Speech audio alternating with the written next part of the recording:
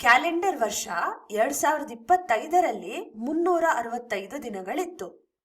ಆದ್ರೆ 2024ರಲ್ಲಿ 366 ದಿನಗಳಿತ್ತು. ಹೆಚ್ಚುವರಿ ದಿನಗಳು ಇರುವ ಈ ವರ್ಷಗಳನ್ನ ನಾವು ಅಧಿಕ ವರ್ಷಗಳು ಅಂತ ಕರೀತೇವೆ. ಇದು ಸಹಜವಾಗಿ ಒಂದು ಪ್ರಶ್ನೆಯನ್ನ ಮೂಡಿಸುತ್ತೆ. ಯಾಕೆ ಕೆಲವು ವರ್ಷಗಳಲ್ಲಿ ಹೆಚ್ಚುವರಿ ದಿನಗಳಿರುತ್ತೆ? ಎಲ್ಲಾ ವರ್ಷಗಳಲ್ಲಿ 365 ದಿನಗಳಿರ್ಬೋದಿತ್ತಲ್ವಾ? ಇದು ಕ್ಯಾಲೆಂಡರ್ನ ತುಂಬಾ ಸರಳವಾಗಿ ಅರ್ಥ ಮಾಡ್ಕೊಳ್ಳಿಕ್ಕೆ ಹೆಲ್ಪ್ ಮಾಡೋದಲ್ವಾ?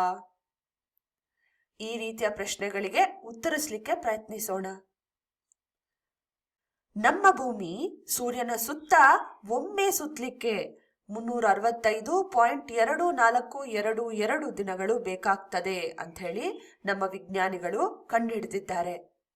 ಅಂದ್ರೆ ಒಂದು ವರ್ಷದಲ್ಲಿ 365.2422 ದಿನಗಳಿರಬೇಕು. ಆದ್ರೆ ಇಂಥ ಸಂಖ್ಯೆಯಿಂದ ಎಣಿಕೆಯನ್ನ ಮಾಡೋದು ಅನುಕೂಲಕರವಲ್ಲ. ಇದನ್ನ ಸರಳವಾಗಿರಿಸಲು ನಾವು ಒಂದು ವರ್ಷದಲ್ಲಿ 365 ದಿನಗಳು ಅಂತ ಪರಿಗಣಿಸಿದ್ವಿ. ಆದ್ರೆ ಇದು ನಿಖರವಾಗಿಲ್ಲ. ನಾವು ಇನ್ನು 0.2422 ದಿನಗಳ ವ್ಯತ್ಯಾಸವನ್ನ ಲೆಕ್ಕ ಹಾಕಬೇಕಾಗಿದೆ. ಈಗ ಒಂದು ವರ್ಷಕ್ಕೆ ಇದು ತುಂಬಾ ಚಿಕ್ಕ ಸಂಖ್ಯೆ ಅಂತ ಕಾಣುತ್ತೆ. ಅದೇ 100 ವರ್ಷಗಳಿಗೆ ಇದು 24 ದಿನಗಳು, ಅಂದ್ರೆ ಸರಿಸುಮಾರು 1 ತಿಂಗಳಾಗುತ್ತೆ. ಅದೇ 1000 ವರ್ಷಗಳಿಗೆ 242 ದಿನಗಳು, ಅಂದ್ರೆ ಸರಿಸುಮಾರು 1 ವರ್ಷದ ಮುಕ್ಕಾಲು ಭಾಗ. ಇದು ಗಣನೀಯವಾದ ಬದಲಾವಣೆ.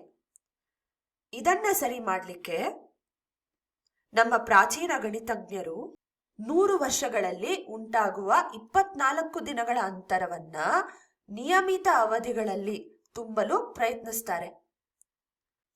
100ನ್ನ 24ರಿಂದ ಭಾಗಿಸ್ಲಿಕ್ಕೆ ಆಗಲ್ಲ. 24ಕ್ಕೆ ತುಂಬಾ ಸಮೀಪದಲ್ಲಿರುವ 25ರಿಂದ ಭಾಗಿಸ್ಬೋದು. ಹಾಗಾಗಿ 100/25 4 ಕೊಡುತ್ತೆ.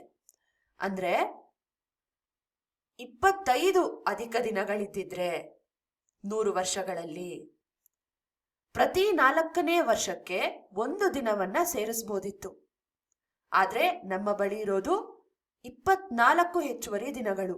ಆದ್ರಿಂದ ಕಡೇ ವರ್ಷವಾದ 100ನೇ ವರ್ಷವನ್ನ ಹೊರತುಪಡಿಸಿ ಪ್ರತಿ 4ನೇ ವರ್ಷಕ್ಕೆ 1 ಹೆಚ್ಚುವರಿ ದಿನವನ್ನ ಸೇರಿಸಬೇಕು.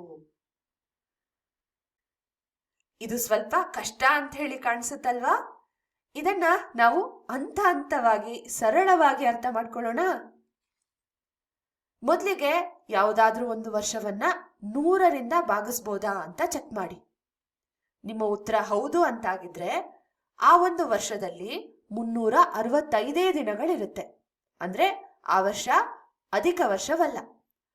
ಒಂದು ವೇಳೆ ನಿಮ್ಮ ಉತ್ತರ ಇಲ್ಲ ಅಂತಾದ್ರೆ ನೀವು ಒಂದು ಹಂತವನ್ನ ಮುಂದುವರೆದು ಮತ್ತೆ 4ರಿಂದ ಭಾಗಿಸ್ಬೋದಾ ಅಂತ ಚೆಕ್ ಮಾಡಿ ನೋಡಿ.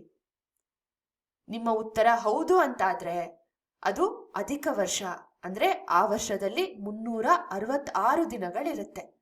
ಒಂದು ವೇಳೆ 100ರಿಂದ ಭಾಗಿಸ್ಲಿಕ್ಕಾಗ್ಲಿಲ್ಲ, 4ರಿಂದ ಭಾಗಿಸ್ಲಿಕ್ಕೆ ಕೂಡ ಆಗ್ಲಿಲ್ಲ ಅಂದ್ರೆ ಅದು ಅಧಿಕ ವರ್ಷವಲ್ಲ.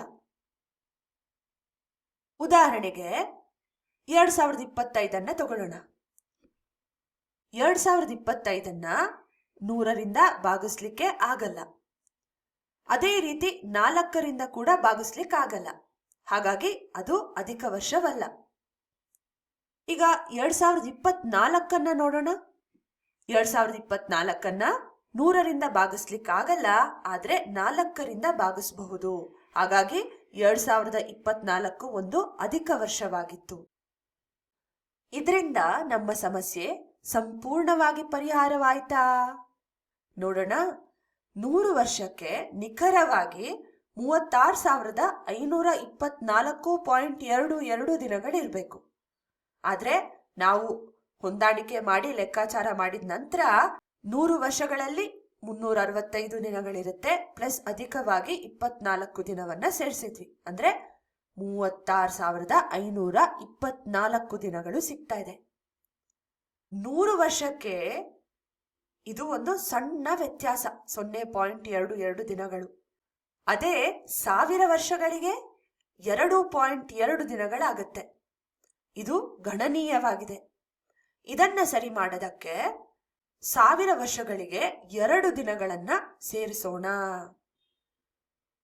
ಅಂದ್ರೆ ಪ್ರತಿ 400ನೇ ವರ್ಷವು ಅಧಿಕ ವರ್ಷವಾಗಿರ್ಲಿ ಅಂತ ನಿರ್ಧಾರ ಮಾಡೋಣ. ಅಂದ್ರೆ ಪ್ರತಿ 400ನೇ ವರ್ಷ ಅಧಿಕ ವರ್ಷವಾಗಿರುತ್ತೆ. ಹೊಸದಾಗಿ ನಾವು ಮಾಡಿದ್ವಲ್ಲ ಈ ತಿದ್ದುಪಡಿಯನ್ನ ನಾವು ಫ್ಲೋ ಚಾರ್ಟ್ ನಲ್ಲಿ ಇಲ್ಲಿ ನೋಡ್ಬೋದು.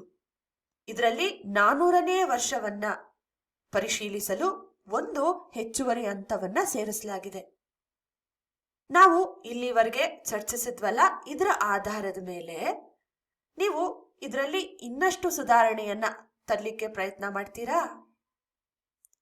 ನಿಮ್ಮ ಪ್ರಯತ್ನಕ್ಕೆ ನನ್ನದೊಂದು ಸಣ್ಣ ಸುಳಿವು.